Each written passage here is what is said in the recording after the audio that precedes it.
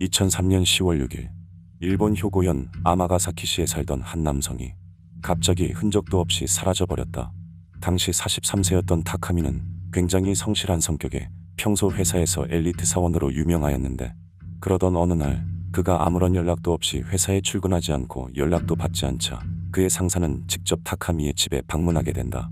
그런데 아무리 문을 두드려도 타카미의 집에서는 아무런 반응이 없었고, 이에 그는 타카미의 가족들에게 전화를 걸게 되는데, 결국 소식을 들은 가족들은 경찰에 신고를 해 집 수색을 부탁하였고, 잠시 후 경찰이 현장에 도착하자 그곳에 있던 직장 상사는 그들과 함께 집으로 들어간다.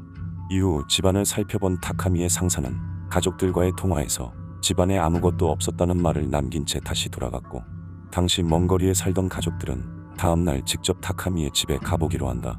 그렇게 다음날 오전 타카미의 아버지에게 연락을 받은 직장 상사는 그와 함께 다시 타카미의 집으로 향하였는데, 이때 여전히 집이 비어있자 타카미의 상사는 경찰에 실종 신고를 할 것을 권한다. 이후 경찰에 의해 집안에 남아있던 현금 카드를 추적한 결과 타카미가 무단 결근을 하기 전날 21만에 느린 출항 기록이 확인되었고, 동시에 집안에서는 그의 면허증과 건강보험증, 그리고 사람의 다리와 발을 촬영한 비디오 테이프가 대량으로 발견되면서 해당 테이프가 그의 실종과 관련이 있는 게 아니냐 하는 의심이 있었지만, 추후 이것은 그가 회사의 연구원으로서 발에 관한 연구를 할 때 사용한 자료로 밝혀졌다.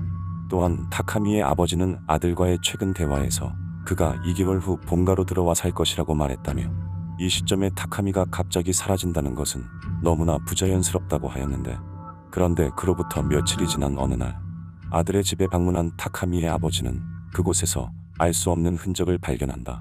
분명 계속해서 집을 비워두었었지만 그곳에는 누군가 다녀간 듯 발자국이 남아있었고, 집안에 있던 타카미의 수첩의 일부가 사라져 있는가 하면 사건 전후로 누군가와 주고받은 이메일이 전부 삭제되어 있었다.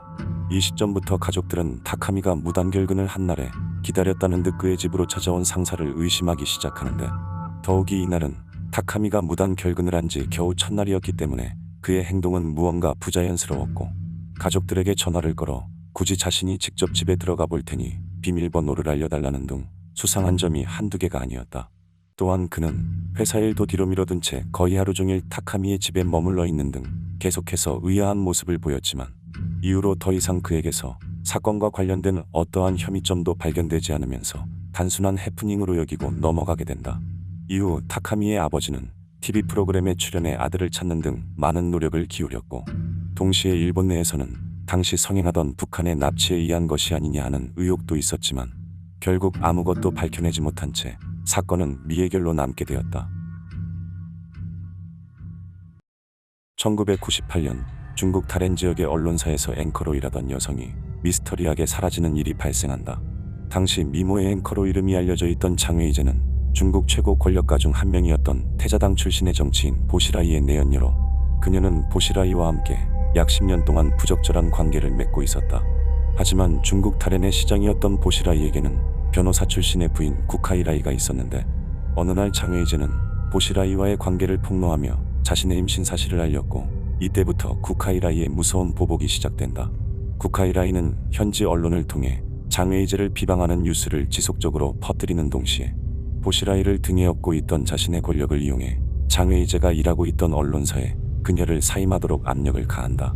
결국 방송국에서 쫓겨나게 된 장웨이제는 이를 받아들일 수 없다며 다롄시에 몇 차례 항소를 하였고, 정부 건물 앞에 찾아가 소란을 피우거나 베이징에 방문해 항소를 하기도 했는데, 하지만 이는 곧 보시라이의 심기를 불편하게 만들었고, 그 결과 장웨이제와 보시라이의 관계는 끝이 나게 된다.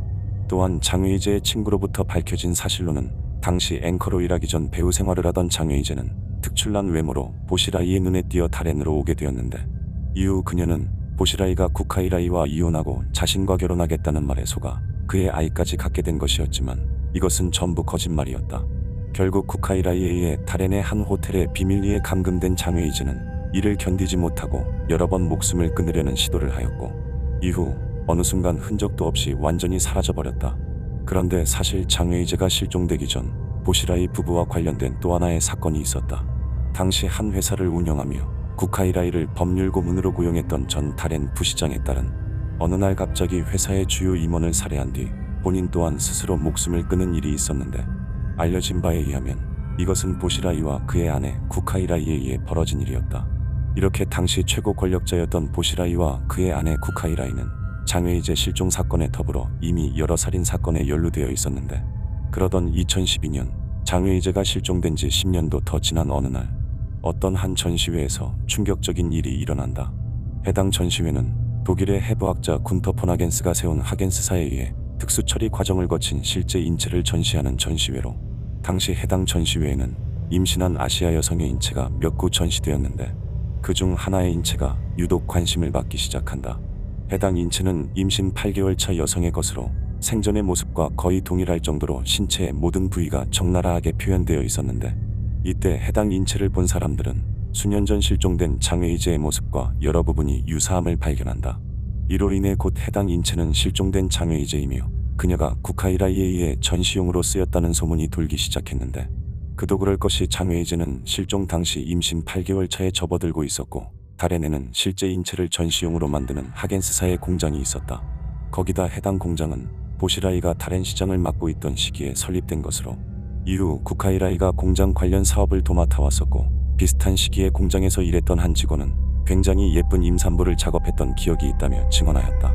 또한 당시 하겐스사는 인체를 공급받는 경로가 불투명해 인체의 출처에 대한 많은 의혹이 있었는데, 결정적으로 중국에서는 주로 사형수들을 해당 공장에 공급하였었지만 임산부의 경우에는 출산 이후에 사형을 집행했기 때문에 애초에 앞서 전시되어 있던 임산부가 아이와 함께 처리된 것으로 보아 해당 임산부는 사형수가 아닌 출처불명의 것으로 여겨져 사람들의 의심은 더욱 증폭되었다.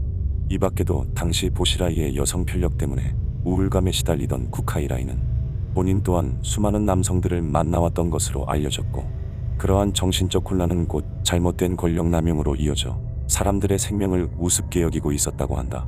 결국 이 사건은 해당 인체가 장외이제인지 밝혀낼 수 있는 어떠한 방법도 없어 현재까지도 아무런 사실이 밝혀지지 않고 있지만 사람들은 여전히 그것을 장외이제라고 믿고 있다.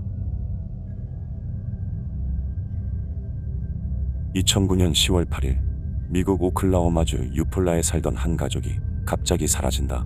그들은 남편 제이미슨과 그의 아내 셰릴린, 그리고 6살 난 딸 메디슨으로 이루어진 세 식구로 평소 운행하던 자신들의 트럭을 몰고 어디론가 급히 이동하는 모습이 CCTV 영상에 담겨 있었고, 실종된 지 8일이 지난 10월 16일에 거주지로부터 약 1시간 거리에 위치한 라티머 지역에서 그들의 트럭이 발견된다.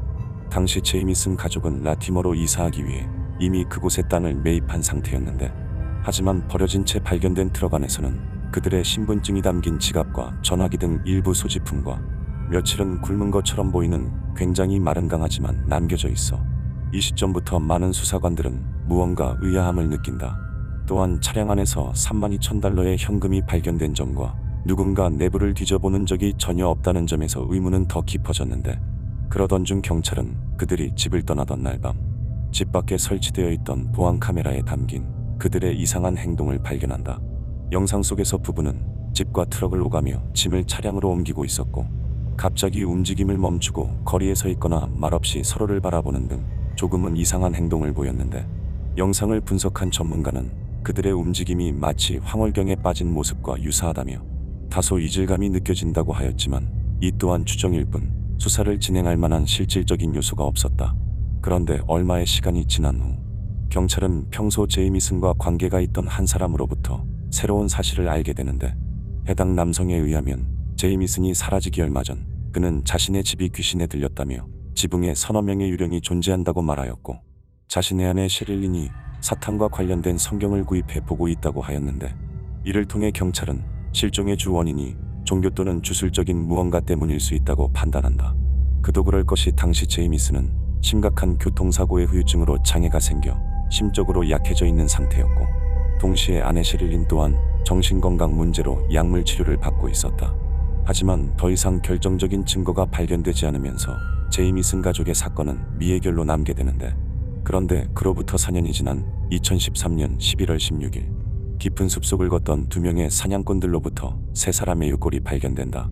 그들이 발견된 위치는 실종 지점으로부터 약 5km 떨어진 곳으로, 그곳에서는 그들의 유골과 치아 그리고 실종 당시 착용하고 있던 옷이 발견되었지만 형태가 완전하지 못해 그것을 통해 사망의 원인과 과정을 파악하는 데는 어려움이 있었다.